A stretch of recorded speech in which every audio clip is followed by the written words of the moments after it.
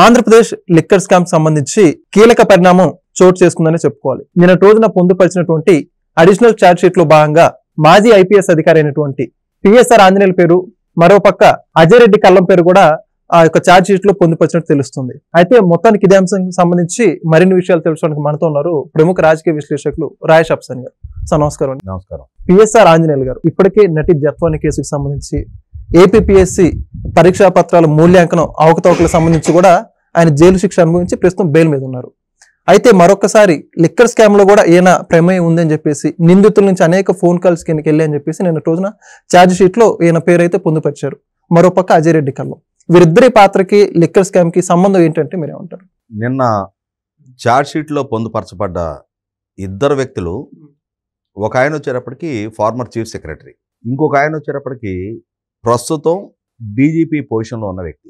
ఎవరో pick pocketers, habitual offenders, rowdy షీటర్లు, లేదు పొట్టకూటి కోసం కక్కుర్తుపడి చిన్నా చితక దొంగతనాలకు పాల్పడే వాళ్ళు ఎవరైనా ఒక నేరాలు చేశారు అని అంటే సరే, సమాజం వాళ్ళని ఆ విధంగా తయారు చేసిందిలే అని చెప్పని అనుకోవచ్చు. కానీ ఉన్నత విద్యావంతులు, నేరాలను అదుపు చేయాల్సిన పోలీస్ డిపార్ట్మెంట్లో కీలక స్థానంలో ఉన్న అధికారులు, మొత్తం ప్రభుత్వ పాలనా వ్యవస్థని శాసించే చీఫ్ సెక్రటరీగా పనిచేసిన వ్యక్తి జగన్మోహన్ రెడ్డి గారి సరసన చేరిన తర్వాత వాళ్ళ చదువులకి వాళ్ళ హోదాలకి కూడా సిగ్గుచేటుగా ఒక ఆయన గతంలోనే వివేకానంద రెడ్డి గారి హత్య కేసుకు సంబంధించిన సమాచారాన్ని తొక్కిపెట్టాడు అన్న ఆరోపణ మీద సాక్షిగా విచారణ ఎదుర్కొన్నాడు. తనకు తెలిసిన సమాచారాన్ని విచారణ సంస్థతో షేర్ చేసుకోకుండా ఒక హత్య కేసు విచారణ తప్పుదో పడుతున్నా కూడా తాను మాత్రం అంటే తాను ఒక నాయకుడు పంచన్న జేరి పదవులు అనుభవిస్తున్నాడు కాబట్టి ఆ సమాచారాన్ని తొక్కిపెట్టాడు అనేది నిర్ధారణ అయింది. ఇంకొక ఆయన, మీరు ఇందాక 2 కేసుల గురించే ప్రస్తావించారు, కానీ ఇదే వ్యక్తి రఘురామకృష్ణరాజు గారి కస్టోడియల్ టార్చర్ కేసులో కూడా అక్యూజ్డ్గా ఉన్నాడు. అంటే డీజీపీ హోదాలో ఉండి మీకు జగన్మోహన్ రెడ్డి గారి పాలనా హయాంలో వైసీపీ పార్టీ శాసనసభ్యుడు కోటంరెడ్డి శ్రీధర్ రెడ్డి గారు చేసిన ఆరోపణ ప్రకారం ఇతను ఫోన్ ట్యాపింగ్ కూడా పాల్పడ్డాడు. సాక్షాత్తు కోటంరెడ్డి శ్రీధర్ రెడ్డి గారు తన స్నేహితుడితో మాట్లాడిన ఫోను సంభాషణల్ని ఇతను, నువ్వు నీ స్నేహితుడితో మాట్లాడుతూ జగన్మోహన్ రెడ్డి గారిని ఈ విధంగా దూషించావు అని చెప్పని ప్రింట్అవుట్ ఎదురుగా పెట్టాడు. ఆయన అడిగాడు, నేను నా స్నేహితుడితో మాట్లాడుకుంటే మీకు ఎలా ఈ సమాచారం వచ్చింది అంటే, మీరు నా ఫోన్ ట్యాప్ చేస్తున్నారా అని చెప్పని అడిగాడు. నా ఫోన్ ట్యాపింగ్కు గురవుతుంది అని చెప్పని ఆయన బాహటంగా మీడియా ముఖంగా విమర్శలు ఎక్కుపెట్టాడు. ఒక్కదానికి కూడా ఒక్క సందర్భంలో కూడా పిఎస్ఆర్ ఆంజనేయుల వైపు నుంచి వివరణ ఇవ్వాల. ఇవాళ లిక్కర్ కుంభకోణం లాంటి 3,500 కోట్ల రూపాయల కుంభకోణంలో విచారణ జరుపుతూ ఉంటే ఆ విచారణలో వీళ్ళ పాత్రలోని వీళ్ళ ప్రమేయాన్ని నిర్ధారిస్తూ నిన్న 2వ ఛార్జ్ షీట్లో వీళ్ళ ప్రమేయం గురించి ప్రస్తావించారు. ఇక్కడ అజయ్ కల్లం రెడ్డి గురించి ఏమని చెప్పారు, మన ఇంట్లో ఏదైనా పూజాధికారులు నిర్వహించుకోవాలనుకో పంతులు గారిని పిలుచుకుంటాం. మన పిల్లల్ని చదివించుకోవాలి అని అంటే గురువుని అప్రోచ్ అవుతాం. మన భూమి ఏదైనా సర్వే చేయాలంటే ఒక సర్వేని పిలుచుకుంటాం. మన ఇంట్లో ఏదైనా కార్పెంటర్ పని చేయాలంటే ఒక కార్పెంటర్ పిలుచుకుంటాం. అలాగే జగన్మోహన్ రెడ్డి గారి ప్రభుత్వంలో కూడా కుంభకోణాలు చేయాలి అనుకున్నప్పుడు వాళ్ళకి లాయలుగా ఉండి ఆ కుంభకోణాన్ని ప్రాపర్గా ఎగ్జిక్యూట్ చేయగలిగే అధికారులు మనకి లాయలుగా ఉండాలి. వాళ్ళు ప్రాపర్గా ఈ కుంభకోణంలో సహకరించాలి. మన పెట్టెలు మనకు అందే విధంగా వాళ్ళ విధులు వాళ్ళు నిర్వహించాలి. దానికి తగిన వ్యక్తులు ఎవరున్నారు అని చెప్పని ఐడెంటిఫై చేసి వాళ్ళని తీసుకొచ్చి జగన్మోహన్ రెడ్డి గారి ప్రభుత్వంలో వేరే రాష్ట్రాల్లో వేరే డిపార్ట్మెంటుల్లో పనిచేసే వాళ్ళని కూడా జగన్మోహన్ రెడ్డి గారికి లాయల్గా ఉండే వాళ్ళని ఐడెంటిఫై చేసి వీడైతే పనికొస్తాడు, ఇతన్ని అయితే తీసుకొచ్చి మనం ఈ డ్యూటీలో పెట్టుకోవచ్చు అని చెప్పని ఆ సజెస్ట్ చేసే హెచ్ఆర్ రెస్పాన్సిబిలిటీ అజయ్ కల్లం రెడ్డికి అప్పచెప్పారు.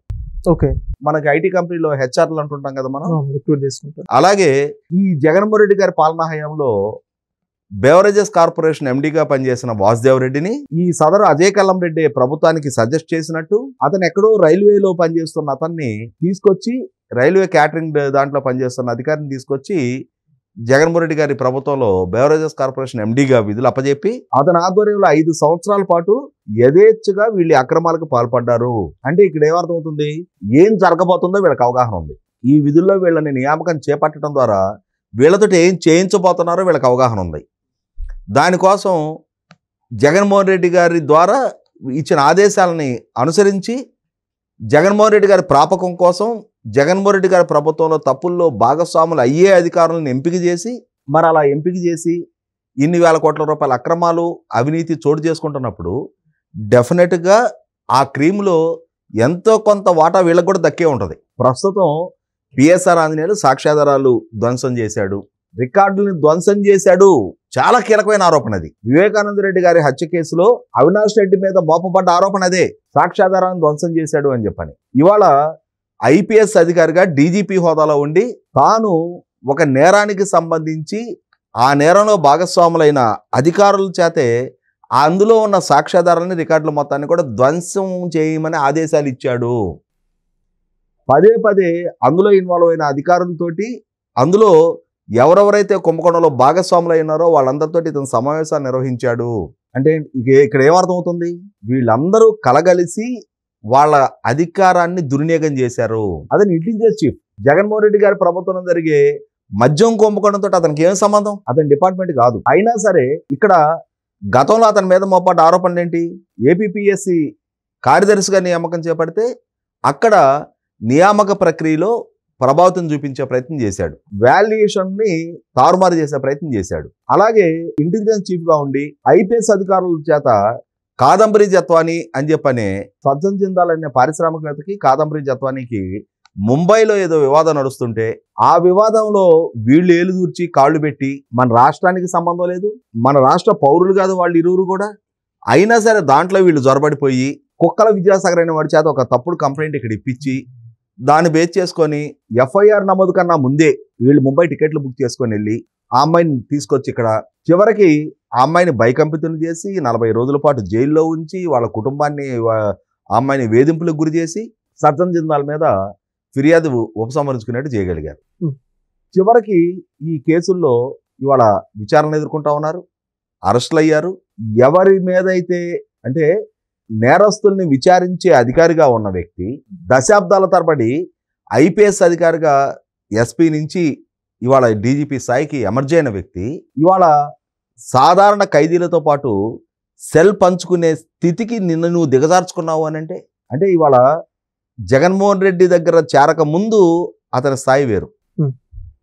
ఒక్క 5 సంవత్సరాలు జగన్మోహన్ రెడ్డి పంచన పనిచేసిన పాపానికి వాళ్ళ ఇంటెగ్రిటీ వాళ్ళు చంపుకొని ఇవాళ వాళ్ళ కెరీర్ ఈ విధంగా ముగిసే స్థాయికి వాళ్ళని వాళ్ళు దిగజార్చుకున్నారు. సిగ్గుపడాల్సిన వ్యవహారం అది. ఇవాళ ఆ రోజుల్లో వాళ్ళ నాయన హయాంలో ఆ రోజు ఐఏఎస్లు, ఆ రోజు మైనింగ్ ఎండీగా ఉన్న రాజగోపాలు, ఆ రోజు చాలా మంది అధికారులు వీళ్ళ దాష్టికాలకు బలైపోయారు, వీళ్ళ ధన దాహానికి బలైపోయారు. ఇవాళ జగన్మోహన్ రెడ్డి పంచన చేరిన పాపానికి ఎంతమంది అధికారులు ఇవాళ సంజయ్ కేసులు ఎదుర్కొంటా ఉన్నాడు. 3 వారాల్లోగా సరెండర్ కమ్మని చెప్పని సుప్రీంకోర్టు ఆదేశాలు ఇచ్చింది. పివి సునీల్ కుమార్ కేసులు ఎదుర్కొంటా ఉన్నాడు, కాంతిలాల్ రాణా టాటా కేసులు ఎదుర్కొంటా ఉన్నాడు, పిఎస్ఆర్ ఆంజనేయులు జైలు పాలయ్యాడు, విశాల్ గొన్ని కేసులు ఎదుర్కొంటా ఉన్నాడు. అంటే వీళ్ళ సహవాస దోష పర్యవసానం ఇవాళ సమాజాన్ని శాసించాల్సిన, నేరస్తులకు వెన్నులో వెనుక పుట్టించాల్సిన అధికారులు వాళ్లే నేరస్తులుగా మారి వాళ్లే తప్పుల్లో భాగస్వాములయ్యి ఇవాళ వాళ్లే వ్యవస్థల విధ్వంసానికి పాల్పడి ఇవాళ వాళ్ళ మీదే కేసులు నమోదయ్యి ఇవాళ కోర్టుల్లో దోషులుగా నిలబడుతున్నారు.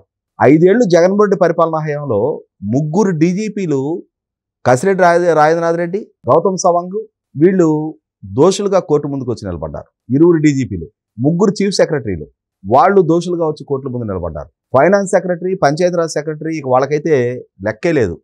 చివరికి హైకోర్టు ధర్మాసనం మీద నుంచి ప్రతిరోజు మీ మొహాలు చూడాలంటే మాకు సిగ్గేస్తుంది, మీకు సిగ్గేయటం లేదని అడిగింది. ఇన్ని కంటెంప్ట్ కేసుల్లో మీరు న్యాయస్థానాలకు హాజరవుతా ఉన్నారు, మీ విధులు మీరు సక్రమంగా నిర్వహించలేరా అని చెప్పని అడిగింది. 2 డీజీపీలు చేతులు కట్టుకొని న్యాయస్థానం ముందు నిలబడ్డారు. నీలం సాహ్ని, సమీర్ శర్మ వీళ్ళు చీఫ్ సెక్రటరీలుగా న్యాయస్థానం ముందు దోషులుగా నిలబడ్డారు.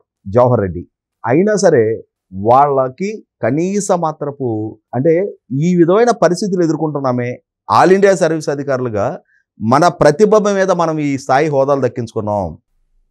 ఇవాళ ఆల్ ఇండియా సర్వీస్ అధికారులు ఉద్యోగాలు షార్ట్ కట్లో రాలా, రికమెండేషన్ల మీద రాలా, కాపీలు కొట్టి పాస్ అయితే రాలా.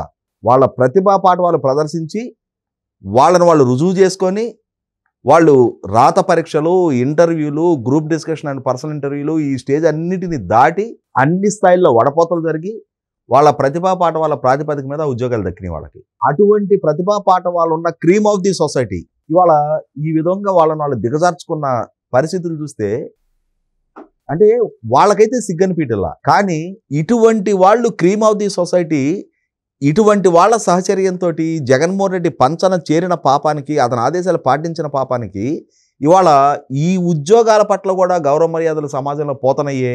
రేపు రోజున కొత్త తరం యువత ఆ ఉద్యోగాల వైపు ఆకర్షితులు అవ్వాలి అంటే రోల్ మోడల్స్ గా వీళ్ళని చూసి ఏ విధమైన నిర్ణయానికి యువత రావాల్సి ఉంటది అని చెప్పని ఇవాళ సమాజానికి దిక్సూచిలాగా ఉండాల్సిన అత్యున్నత స్థాయి అధికారులు ఈ విధంగా నేరాలు చేసి జైలు పాలవుతా యువతకి ఏ విధమైన ట్రెండ్ సెట్టర్లుగా వీళ్ళు నిలబడతా ఉన్నారు.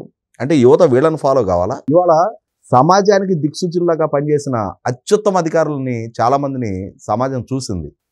ఇవాళ యువత వాళ్ళని రోల్ మోడల్స్గా తీసుకోవాలా? ఇవాళ జగన్మోహన్ రెడ్డి పాలనా హయాంలో ఈ విధంగా వ్యవస్థల భ్రష్టత్వానికి బాధ్యులైన ఈ అధికారులని రోల్ మోడల్గా తీసుకోవాలా? వీటిని చూస్తుంటే ఆల్ ఇండియా సర్వీస్ అధికారుల ఉద్యోగాల పట్ల కూడా యువతకి నమ్మకం కోల్పోయే పరిస్థితులు ఎదురవుతా ఉన్నాయి. అంటే ప్రతిభా పాఠవాలు కలిగిన యువత ఆ ఉద్యోగాల వైపు మాకు అక్కర్లేదు అనే అంటే తిరస్కార భావం యువతలో పెరిగే పరిస్థితులకి ఇటువంటి ప్రబుద్ధుల కారణంగా వీళ్ళు చేసిన తప్పుల కారణంగా ఆ వ్యవస్థలకి కూడా ఆ నల్ల మరకలు అంటుకుంటా ఉన్నాయి. మురికి మరకలు అంటిస్తా ఉన్నారు వీళ్ళు. మరి రేపు రోజున భవిష్యత్తులో ఇప్పటికే రాజకీయాల పట్ల విముఖత పెరిగిపోతా ఉంది. ఈ అత్యున్నత స్థాయి ఉద్యోగాల పట్ల కూడా ఇదే విధమైన విముఖత పెరిగిన పక్షంలో మరి ప్రతిభా పాఠవాలు ఉన్న వ్యక్తులు కాకుండా చివరికి కుక్కమూతి పిందెల్లాంటి స్థాయి అధికారుల్ని నాయకుల్ని సమాజం చూడాల్సిన పరిస్థితులు ఉత్పన్నమవుతాయేమో. Thank you. Please subscribe to Leo News for more videos.